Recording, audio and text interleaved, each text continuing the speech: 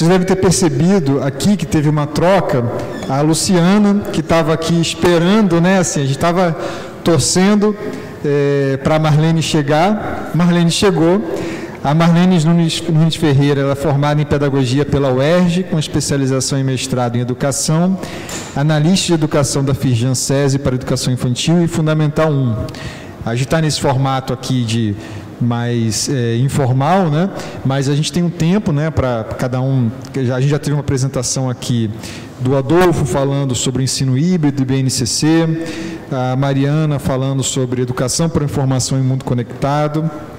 A gente agora acabou de ouvir a Rafaela falar dessa experiência, né, da sala de aula para o YouTube. Os temas aqui estão se conectando também, né? Então, Marlene, vão ser 20 a 25 minutos, tem um tempo aqui para fala. Por isso que eu brinquei aqui que o pessoal está sendo super educado, e então a gente tem conseguido fazer uma dinâmica legal para a conversa, e depois vamos ter mais tempo ainda para debate com os outros. E vocês também vão ter um tempo para poder perguntar entre si. Então, fiquem à vontade se quiserem pensar já em pergunta. Então, Marlene, por favor. Marlene vai falar, desculpa, sobre as diferentes linguagens, uma experiência das escolas da rede Firjan SESI. Obrigada. Bom dia a todos, bom dia a vocês que compõem a mesa. É sempre uma alegria a gente poder participar de um evento como esse, que discute educação, né? Que pensa a educação e pensa uma educação significativa, transformadora, inovadora, mas que ela seja transformadora e inovadora para os sujeitos da aprendizagem. Porque a gente colocar na nossa escola, que a nossa escola é híbrida, que a nossa escola oferece isso ou aquilo, não, por si só não dá conta, né? Ela tem que ter esse compromisso de trazer essa aprendizagem significativa. E quando a gente começou a pensar, né, no que falar dentro dessa perspectiva das metodologias ativas, a gente pensou que uma coisa só não dá. Que a escola é isso, né? A escola é um monte de coisas que vai acontecendo no cotidiano, aliás, nos cotidianos. Porque a gente costuma dizer que a escola não tem um cotidiano, ela tem os cotidianos. Porque quando a gente pensa que a escola é um espaço de interação, onde diversos sujeitos históricos estão ali, cada um traz o seu cotidiano para esse espaço também. Então, a gente vai falar um pouquinho, apresentar um pouco para vocês do trabalho que a gente desenvolve, né, com metodologias ativas, que vai da educação infantil até o ensino médio. E a gente já fez alguns recortes para essa faixa, para esse segmento da primeira etapa. Obrigada. E a gente está trazendo, né, como princípio as imagens, a narrativa imagética como uma possibilidade, como ela falou, de ampliação de vocabulário, mas também como uma possibilidade de pensar o coletivo, de pensar formas de viver e estar na sociedade.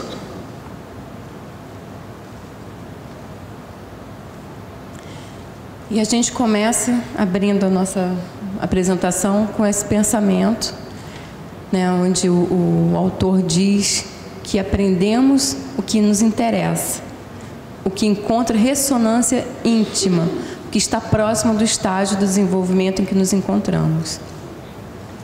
E eu acho muito pertinente trazer essa interlocução para a nossa discussão, porque ela bem colocou na fala dela que a atividade ela tem que encontrar nesse sujeito da aprendizagem essa ressonância, ou seja, é o que a gente chama de atribuição de sentido. Ele precisa atribuir sentido a esse conhecimento, senão ele vai ser a gente vai apenas passar um conteúdo, e hoje não cabe mais esse passar o conteúdo, dar conta de um conteúdo. Opa, peraí, voltou aqui. Desculpa, gente. E a gente fica pensando, né? O que são metodologias ativas? E no que elas são diferentes? Elas são diferentes quando ela me faz ser um professor reflexivo. E quando a minha reflexão, ela se transforma num verbo, ação. E essa ação que vai justamente trazer impacto na aprendizagem do meu aluno. É quando eu sento para planejar uma aula, é eu pensar será que essa atividade vai dar conta? Será que essa atividade ela vai ser provocadora? Porque é isso que tem que ser, né? Ela tem que provocar, ela tem que instigar esses sujeitos o tempo todo. A gente tem que, o conhecimento ele tem que ser produzido com e não para. Porque para a gente já viu que não dá certo. Então a gente tem que fazer o com. E é como que a gente faz esse com? Justamente isso. É dialogando com eles. Trazendo, possibilitando que eles criem hipóteses a partir do que a gente vai colocando para eles. E eu trago para vocês uma imagem de uma atividade realizada com as crianças do primeiro ano da alfabetização, onde a gente foi para uma atividade na parte externa da Escola SESI de Jacarepaguá, e a gente que tem muito verde, então a gente estava trabalhando a parte de ciências, né, sobre os vegetais, e eu levei lupas e distribuí essas lupas para que eles pudessem perceber a diferença das folhagens, das flores, das pétalas, e sentir a textura também, mas perceber através da lupa como isso é diferente quando a gente olha e quando a gente olha através da lupa, a gente ampliar o nosso olhar. Aí, quando volta para a sala, a gente vai conversar sobre o que a gente viu, e eles ficaram muito intrigados com a diferença de tamanho. Ah, porque a pétala é maior do que a outra, porque a folhagem tal é maior do que a outra, porque a outra é muito maior. E isso foi o que detonou a nossa pesquisa, né? Então a gente foi investigar. Eu sempre falava para eles, vocês querem saber, então a gente vai investigar. E a gente foi investigar. Então a gente começou medindo, primeiro trabalhando o corpo, sempre partindo do corpo, né? O corpo como uma possibilidade. A gente medindo a estatura, depois a gente foi medindo os objetos da sala de aula, trouxe os diversos instrumentos de medição para que eles conhecessem, tomassem conhecimento. E mais do que isso, mais do que conhecer, é saber aplicar. E conhecer, por conhecer a gente tem, né, a internet aí. Mas é saber aplicar. O que eu faço com esse conhecimento? O que eu faço com esse instrumento? Para que ele me serve? Como é que eu vou saber? Como é que eu vou medir um objeto pequeno? Como é que eu vou medir um objeto grande? Então, depois que a gente conversou, a gente foi para a parte externa. E se vocês observarem, eles estão anotando. Eles estão medindo e estão anotando. E estão discutindo entre si. Porque uns dizem que ah, não, porque dá 60 centímetros, o outro não, dá 90. E ali eles estão estabelecendo também uma relação de interação, de conhecimento, de troca.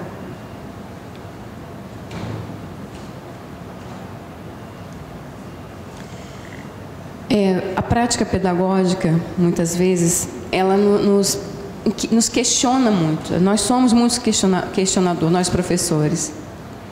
Mas quando a gente se permite que esse sujeito nos provoque, a gente começa a pensar atividades para eles. Porque a criança, quando a gente se permite conduzir por ela, aí a coisa funciona. Porque eles sim têm um olhar de procura, eles têm um olhar de busca, eles querem conhecer, eles querem experimentar, de explorar todo o material que a gente leva para a sala de aula. E pegando o gancho da colega sobre ciências, a gente foi trabalhar medidas de capacidade com a educação infantil. E eu fiquei pensando, como é que eu vou tratar medidas de capacidade com a educação infantil? Aí estava lá procurando coisas para levar e achei aquele copinho de remédio. Achei 2 tamanhos. Aí levei. Aí coloquei tudo, a gente ficou na roda, eu fui perguntando para eles se eles conheciam. Ah, sim, é que a gente toma remédio. Eu falei, pois é, mas a gente não pode tomar remédio na colher? Por que tem que ter um copo? Aí uma menina falou assim, porque tem um número que a minha mãe uma vez falou que eu tinha que tomar ali, naquele número. Aí eu falei, aí teve um que falou assim, mas tem número? Tem número. Aí a gente foi passando o copinho, para eles verem que realmente o copo tem uma medição. E eu levei aquelas garrafinhas e eu falei assim, gente, essa aqui de 500, aí fui dizendo, né, tudo com rótulo para eles verem, né, para aquele letramento matemático, para que eles pudessem ter esse contato. Aí eu falei assim, mas quantas garrafinhas dessa cabe? 1000, 15, 20, e hoje a gente foi anotando. Cada um que falava, eu ia anotando a quantidade que eles disseram que cabia. Quando a gente passou para a experiência, para colocar a água na garrafa e depois colocar na 250, colocar na de 500 para ver quantos cabia, eles ficaram impressionados. Mas só 2, Marlene, como assim? Falei, pois é. E quantas de 500 cabe na de 1 litro? Aí começaram um levantamento de hipóteses. Cabe tanto, cabe 20, cabe 500, cabe 1. E a gente foi fazendo isso também. Depois a gente voltou para de 250 ml para ver quantas cabiam em 1 litro. E eles que enchiam as garrafas, eles que colocavam. Um detalhe, nesse dia eu esqueci de levar o funil. E eu disse para eles que eu tinha esquecido. Eles falaram, e agora, Marlene, como é que vai ficar a nossa experiência? Porque eles adoravam fazer experiência, a gente fazia muita experiência em sala de aula. Eu falei, pois é. Eu disse para eles, tudo tem um jeito. Aí eu peguei uma folha de papel, fiz um cone, que eles amaram, foi a segunda experiência do dia. Eles disseram que tiveram 2 experiências, que eles amaram essa possibilidade. Mas, Marlene, não vai dar certo, o papel vai derreter. Eu falei, vamos ver. Vamos experimentar? Eu sempre dizia isso para eles. Vamos experimentar. Eu só aprendi com eles, eu nunca disse não. Não vai dar certo, não.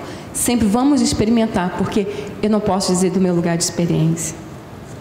Eu tenho que promover a experiência deles. Tá, eu estou atenta. Eu tenho que promover a experiência.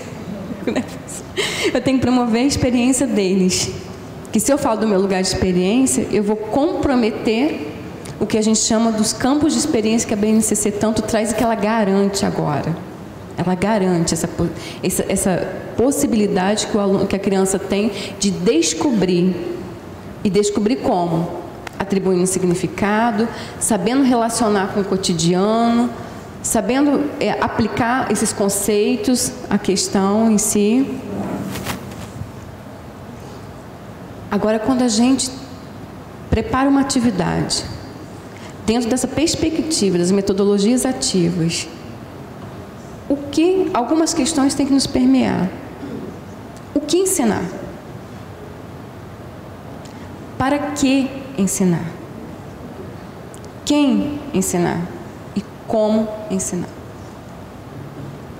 Quando eu faço essas perguntas para mim, ou melhor, quando eu faço essas perguntas para eles de forma subjetiva, quando eu olho para os meus alunos e faço essas perguntas, aí sim eu vou possibilitar, eu vou ter como construir, planejar uma atividade que ela seja de fato significativa, que ela seja provocadora, que ela seja reflexiva e que esse menino, ele possa, com esse conhecimento, transformar. Porque não é só dar o conhecimento, não é ele só saber atribuir, mas o que ele vai fazer com esse conhecimento? E aí que a gente trabalha, que as nossas escolas trabalham com a pedagogia de projetos, que é onde eles sentam, onde eles discutem, onde tem um levantamento do que a gente vai trabalhar naquele período, que projeto que vai ser, qual vai ser o tema gerador do projeto. Aí eles vão passar por uma etapa de processo até chegar ao empreendimento, que geralmente é de cunho social, mas não, vamos arrecadar, não. É mais que isso. É fazer essa mediação desse menino com outras pessoas. Como é que ele vai mudar o meio social? Pensar a possibilidade de mudar o meio social.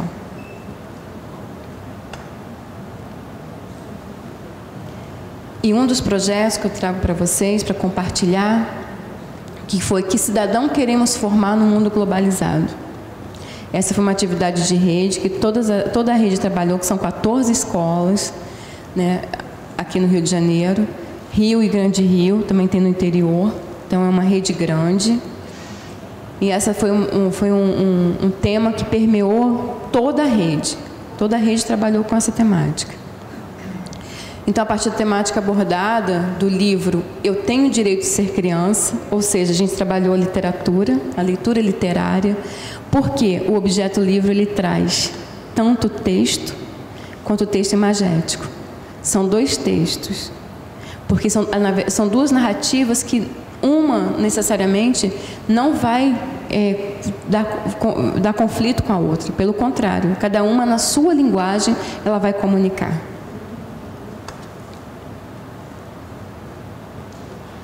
e depois de muita discussão, primeiro saber quem é esse sujeito. Saber qual é a identidade desse sujeito. Saber se esse sujeito existe para a sociedade. Que eles descobriram que tem crianças que não existem para a sociedade porque elas não têm uma certidão de nascimento. Logo, elas não existem. Então, ter esse conhecimento, né, do todo da sociedade. Então, eles foram, a partir, lógico que nessa faixa etária trabalham-se muito com o corpo, né, tudo é a partir do corpo. Para depois eles compreenderem, depois eles foram, fizeram a silhueta, e depois o que tem nesse corpo? Esse corpo tem história, esse corpo tem órgãos, esse corpo tem narrativas, que vão se compondo à medida que esse menino vai crescendo e vai tomando consciência de si, desse cidadão que ele é. Essa foi já com o Fundamental 2, né, que eles criaram uma certidão e criaram um texto sobre esse sujeito que eles criaram, sobre esse personagem que a turma criou. Quem é? Que memória que esse sujeito traz?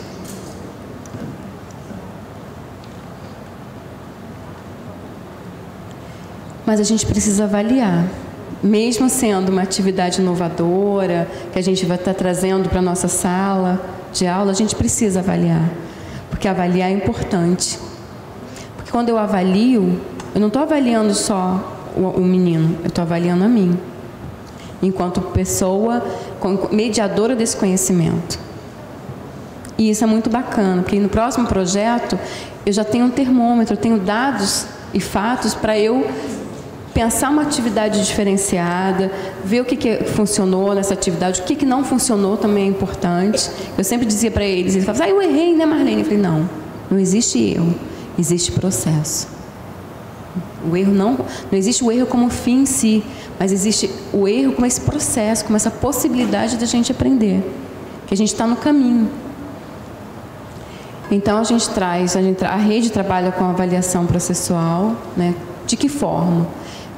Com monitoramento e acompanhamento da aprendizagem. Que é justamente fazendo isso, é olhar por que esse menino não chegou, o que eu devo fazer para ele chegar, o que na atividade não possibilitou a ele, mesmo tanto na parte individual quanto na parte coletiva, que a gente trabalha muito na parte coletiva com eles, por conta da metodologia que é socio-interacionista. Mas mesmo assim, a gente tem que pensar em que medida não foi bacana, não possibilitou esse desenvolvimento. E a gente trabalha com autoavaliação também. Como estou no percurso? Porque é bacana também que eles comecem a se entender e a se perceber enquanto protagonistas do seu próprio aprendizado. Para gerar autonomia. Até quando esse menino chega no Fundamental 2, no médio, eles tenham essa consciência que eles são autônomos, que o conhecimento deles também faz parte deles. E tem a avaliação coletiva, que é o coletivo também olhando para as práticas, olhando para tudo que aconteceu na sala. E eu trago aqui uma referência com que eu trabalhei. E é isso, gente. Trabalhar hoje na escola, no contexto da escola, exige do professor que ele esteja antenado com o que está discutindo, com o que está discutindo sobre educação, que esteja antenado mais com esses meninos, com os indicadores, como é que eu devo fazer. O número ele é importante. Ele é importante para a gente se perceber enquanto mediador desse conhecimento. Muito obrigada. Muito obrigado. Uma dúvida, quando vocês trabalham com os professores,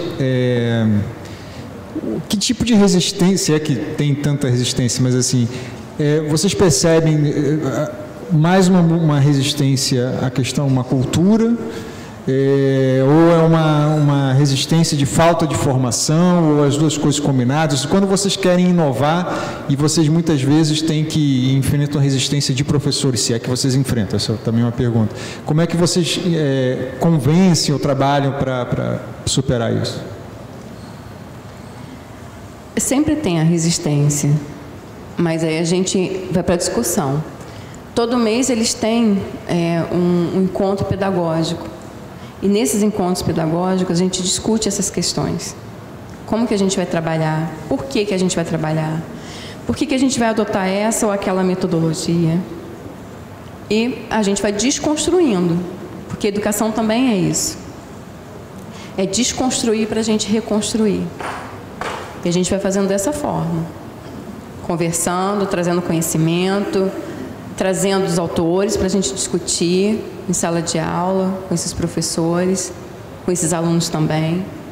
E assim a gente vai construindo um novo olhar, uma nova prática.